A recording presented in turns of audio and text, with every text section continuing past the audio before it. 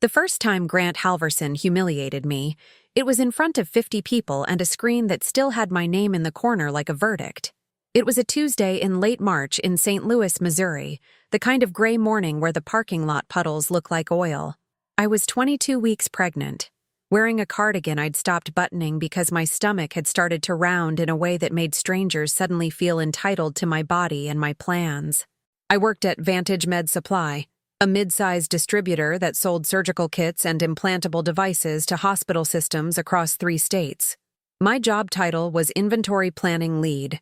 What that meant in practice was that every shorted shipment, every back order, every angry phone call from a cath lab that needed product yesterday somehow turned into my responsibility to solve.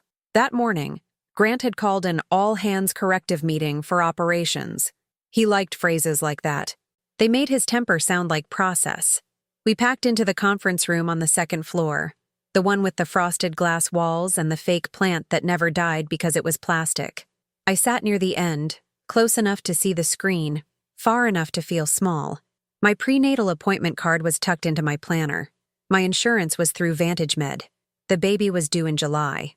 My rent was $1,450 a month, and my ex had already made it clear he wasn't showing up for anything that required consistency or money. This job wasn't a stepping stone for me. It was oxygen. Grant strode in late on purpose, coffee in hand, expensive watch catching the light. He was vice president of operations, 40-something, broad shoulders, a smile that never reached his eyes. HR sat in the corner with a yellow legal pad like she was there to protect the company from whatever Grant might say, not to protect anyone from him. Her name was Marlene Pike. She didn't look up when I walked in. Grant clicked the remote. A slide popped up. Q1 critical failure, Mercy River Health System. Then came the number in red, 48 hours, $700. A murmur went through the room.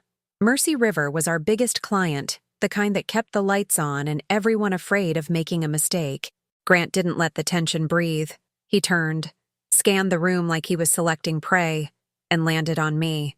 "Lena Torres," he said, and my stomach tightened hard enough to hurt. "Stand up." Every head swiveled. 50 faces, some sympathetic, most relieved it wasn't them. I stood. The chair legs scraped louder than they should have. Grant's voice was calm, almost conversational, which somehow made it worse. "Explain to everyone why Mercy River received 12 incomplete orthopedic sets last week." I opened my mouth. "The system flagged the SKUs as fulfilled because—" Grant cut me off with a hand in the air, like I was a child interrupting adults. "No, don't blame the system. The system doesn't get pregnant and distracted." A few nervous laughs. Not because it was funny, because Grant trained people to laugh when he decided something was a joke. Heat climbed my neck. "Grant, the fulfillment module auto-closed the kits when the barcode scanner misread the lot sequence. I sent a ticket to IT the same day." "You sent a ticket," he repeated, savoring it. "After you cost us $48,700 in credits, rush shipping, and penalties." He clicked again. Another slide. My name in the corner. An email subject line blown up for everyone to see. "Urgent. Scanner error on ortho kits. Please advise," with my timestamp. Proof that I'd tried. Except the slide underneath it had something else in bold. PIP recommendation. Effective immediately. My pulse thudded in my ears. A PIP? For a scanner error? Grant tilted his head, faux thoughtful. For accountability. For leadership. For being unreliable. I felt Marlene's eyes finally lift from her pad, not to meet mine, just to watch what would happen. Grant stepped closer, lowering his voice, but the microphone clipped to his collar carried every word anyway. "Let's be honest, Lena. You made your choices." My hands went cold. "What does that mean?" His smile widened like he'd been waiting for the question. "It means if you can't keep your legs closed, don't expect me to keep your job open." The room went dead silent in the way that only happens when something crosses a line so clearly that nobody can pretend they didn't hear it. Even the HVAC seemed to hush. I tasted metal. My vision narrowed to the red number on the screen, the way it pulsed like a warning light. Grant didn't stop. He thrived on shock. "And before you run to HR," he added, glancing at Marlene as if they were in on the joke together, Let's be clear. We're not a charity. I need employees who can show up, not projects. My throat tightened until words felt impossible. I forced them anyway because my baby needed my insurance, and my rent didn't care about my dignity. I didn't cause the scanner error, I said, keeping my voice steady, and my pregnancy doesn't change my performance. I've hit every metric for 8 quarters. Grant stared at me like I'd inconvenienced him by existing. Sit down. I sat. My legs shook under the table. Around me, people stared at their notebooks, at the carpet, at anything but my face. When the meeting ended, Marlene lingered behind while everyone filed out like they were escaping a fire. Grant didn't speak to me again. He didn't have to. He'd already done what he wanted. He'd taught the room what happened to the woman who tried to talk back. Marlene approached with her legal pad. "Lena, can you come by my office later?" "What is this?" I asked, gesturing toward the screen that still showed my name. "A performance improvement plan," she said, tone flat, practiced. "Standard procedure." "For what? A software bug?" Marlene's mouth twitched, like she might almost admit it was wrong. Instead, she pressed the pad closer to her chest. "Grant has concerns about reliability given your upcoming personal situation." "My personal situation is a pregnancy," I said. "A protected medical condition." Marlene's eyes flicked toward the hallway where Grant had disappeared. "Just keep your head down, okay? Don't make this harder." That was the moment I understood what HR was in that building. Not a shield, but a lock. Over the next month, Grant turned my job into a trap that tightened every day. My workload doubled. He reassigned my backup. He demanded I be available for inventory war rooms at 6:30 a.m. and client recovery calls at 7 p.m. He moved my desk from the planning pod upstairs to a folding table on the warehouse mezzanine, right above the bay doors where diesel fumes seeped in and the forklift beeps drilled into my skull. When I emailed him asking for a simple accommodation, working from the quieter upstairs space because my doctor had flagged elevated blood pressure, he replied with 3 words. "Not my problem." I forwarded it to Marlene. She never responded. Then the benefits threat came. It was April 18th when Grant called me into his office, door open on purpose so people could hear. His office smelled like cologne and power. He gestured at the chair like he was doing me a favor. On his desk sat a printed spreadsheet with my name highlighted. He tapped it with one finger. "Your Q1 bonus." My bonus was supposed to be $12,000. It was how I planned to cover the hospital deductible and a month of rent when the baby came. Grant slid the paper toward me. The number beside my name read $0. "I'm withholding it," he said. "PIP employees don't qualify." "That's not policy," I said, and my voice surprised me by staying calm. Grant's eyes narrowed. "It's my department, my policy. You put me on a PIP because of a scanner bug. I documented it. It confirmed." Grant leaned back, steepling his fingers. "You know what I think, Lena? I think you're about to take leave and leave everyone else holding the bag. This is the real world. You're not special because you're pregnant." "I'm not asking to be special," I said. "I'm asking for the bonus I earned." Grant smiled like he'd won something. "Earn it next year." Next year felt like a threat. Next year assumed I'd still be here, still under him, still quiet. Outside his office, I saw 2 planners pause near the copier, pretending to sort papers while they listened. I walked out with my hands clenched so tight my nails left crescents in my palm. The more pressure Grant applied, the more strange things I started noticing, things that didn't fit with scanner errors and tight margins. A shipment of implantable devices came in with expiration dates too close for hospital policy, and instead of quarantining them, Grant ordered them reworked and sent back out under corrected labeling. A set of titanium plates arrived in a box that didn't match the manufacturer, but the receiving log was forced through anyway. When I flagged it, my access to the quality hold queue suddenly disappeared. One afternoon, I found a printed packing slip in the warehouse trash, crumpled under coffee grounds. It had Mercy River's address on it, and a handwritten note in the margin. "Swap lots, ship anyway." No signature, just Grant's initials at the bottom like a casual scratch. GH. I stared at it for a long time, my baby shifting inside me like a reminder that I didn't have the luxury of being impulsive. People think courage is loud. In a place like that, courage is quiet. It's collecting what you'll need before you're forced to run. At 32 weeks, my blood pressure spiked so high, my doctor sent me straight to Barnes Jewish for monitoring. You need to be on bed rest, she told me, not unkindly. If you keep doing 12-hour days under this kind of stress, you're risking preeclampsia. From the hospital bed, I emailed Marlene and Grant the doctor's note and my leave request. I referenced the company's medical leave policy, the dates, the forms.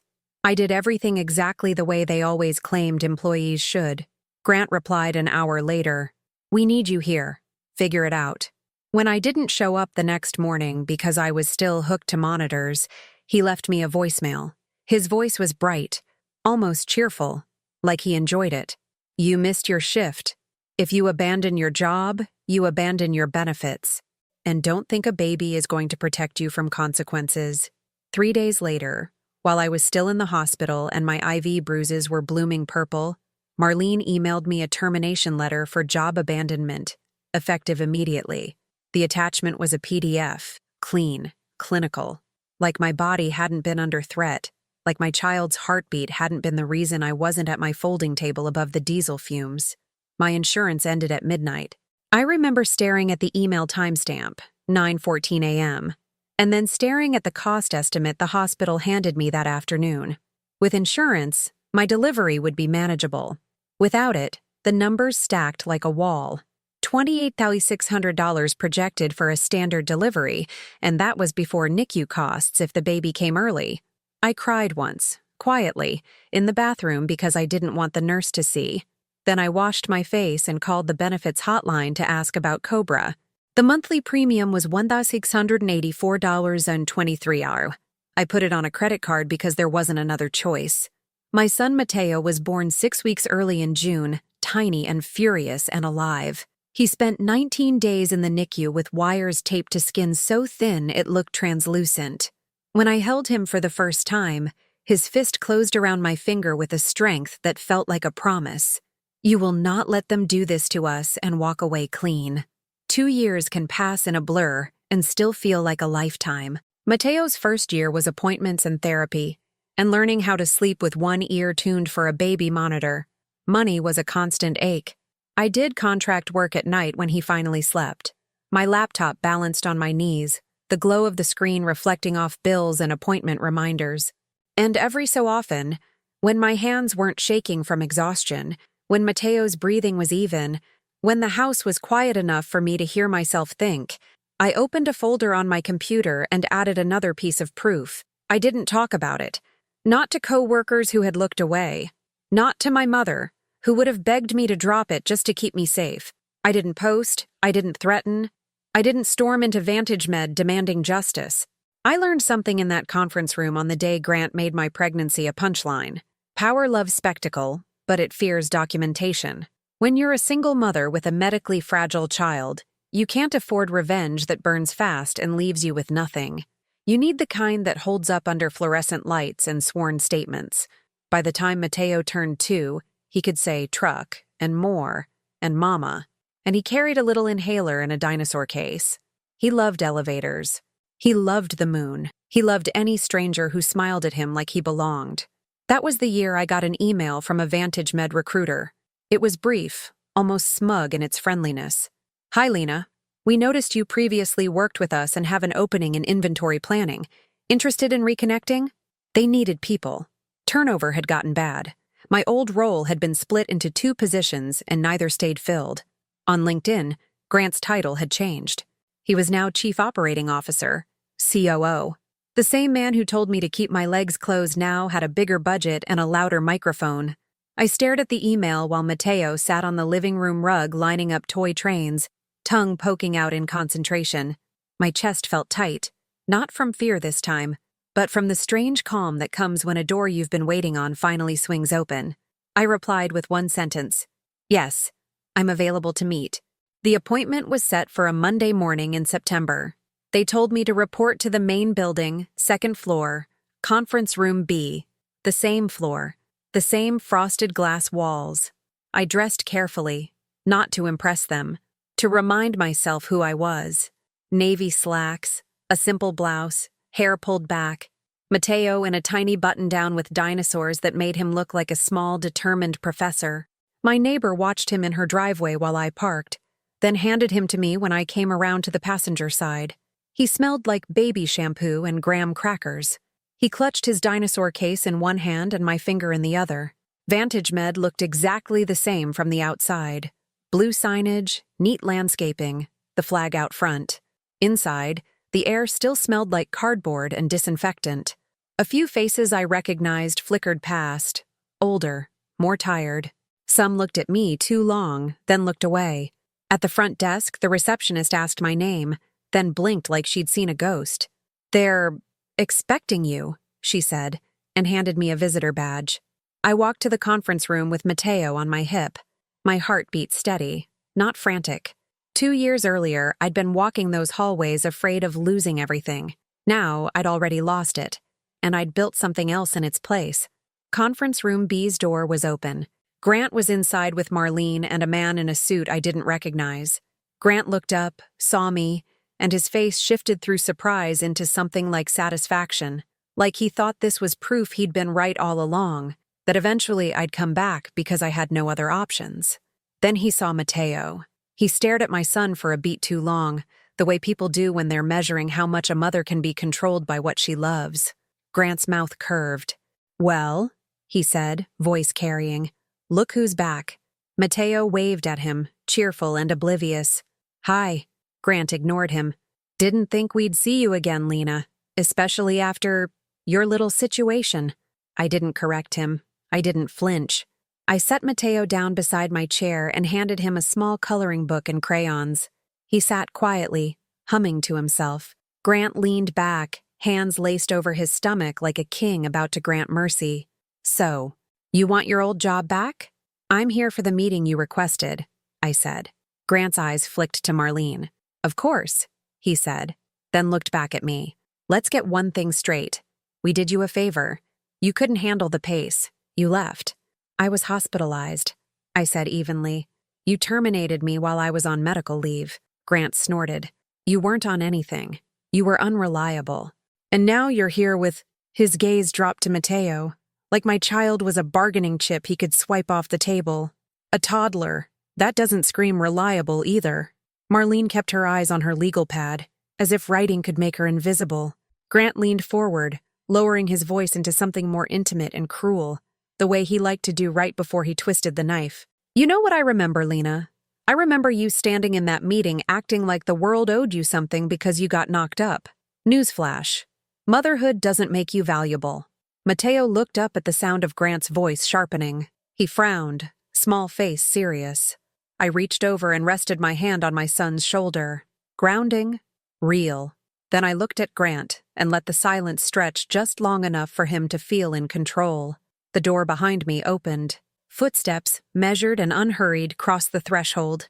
Grant's eyes moved past me, irritation forming, until he saw who had entered.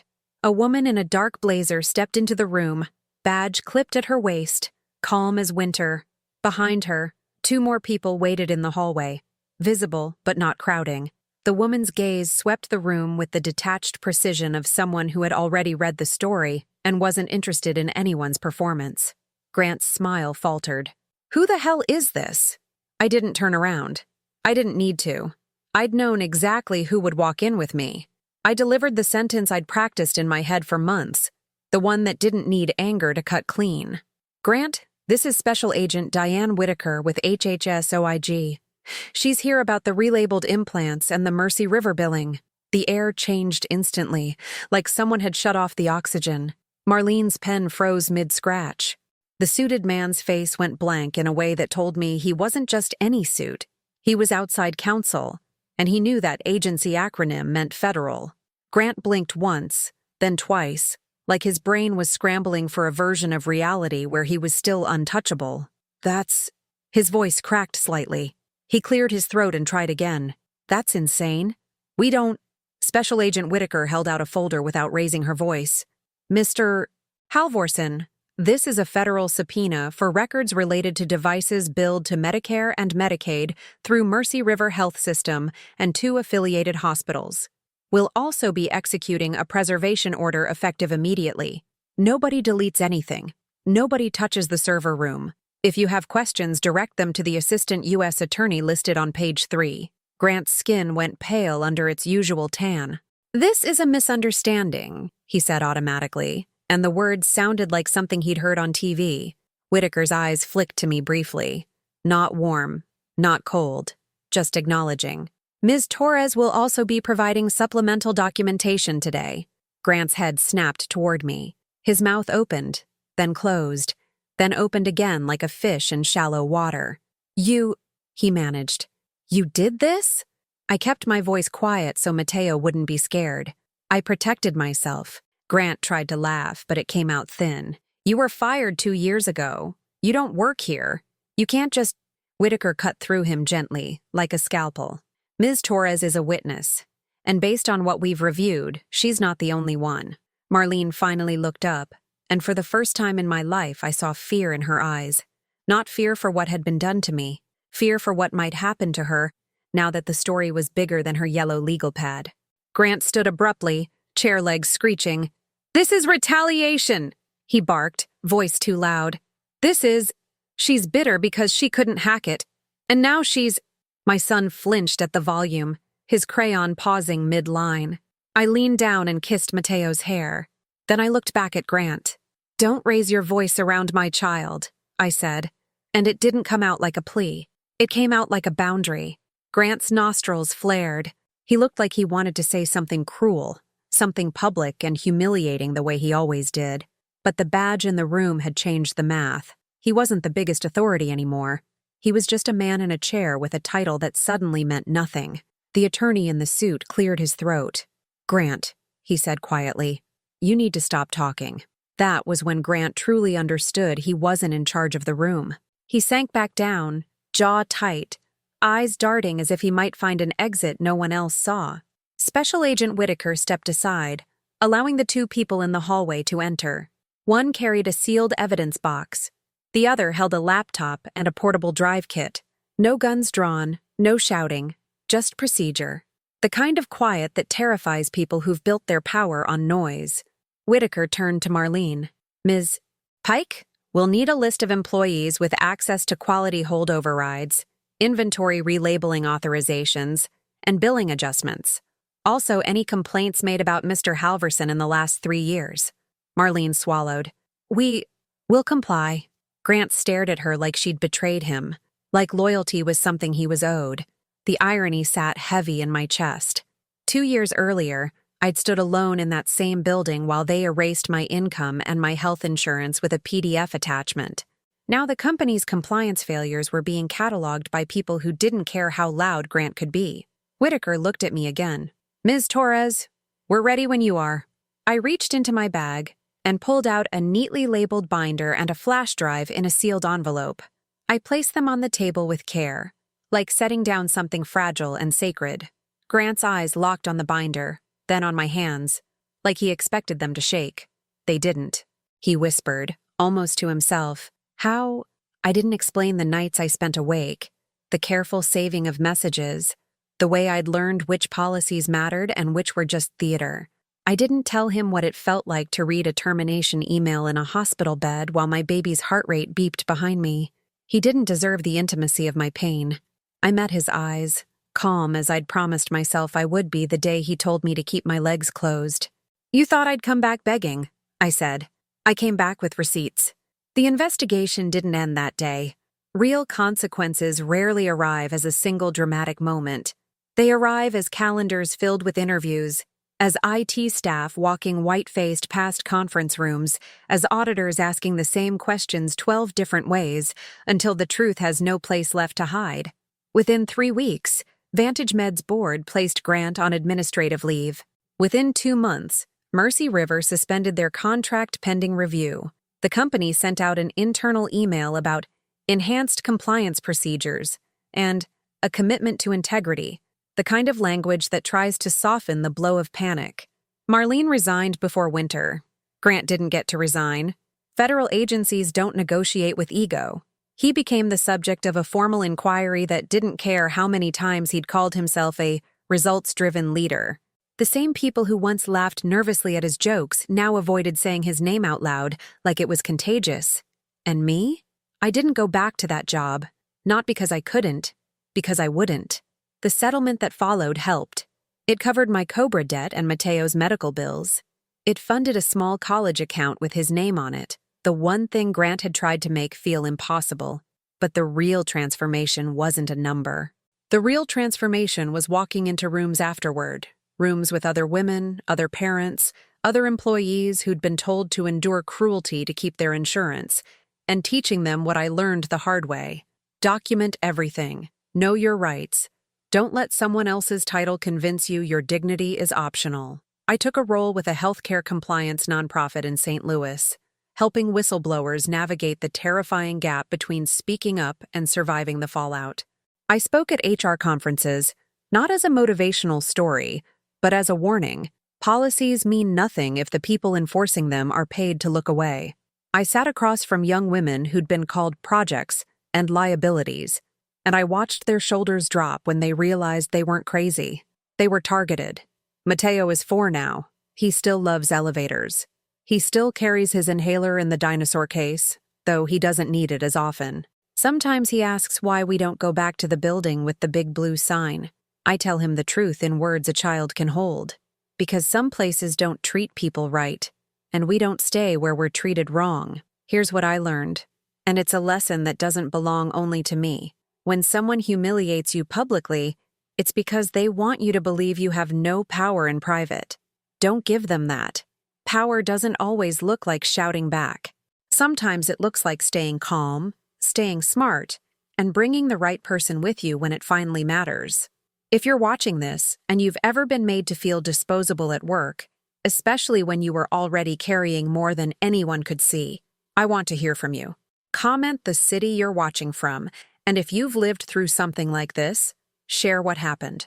Someone reading it will realize they're not alone, and that's where change starts. If you love stories where the truth is revealed, you've found your channel. Subscribe and turn on notifications to make sure you're always up to date with life's biggest secrets and dramas. And now, I want to hear from you. What life lesson did you learn from this story? Share your reflection in the comments and use the hashtag #TruthRevealed, also telling us the city you watched this drama from.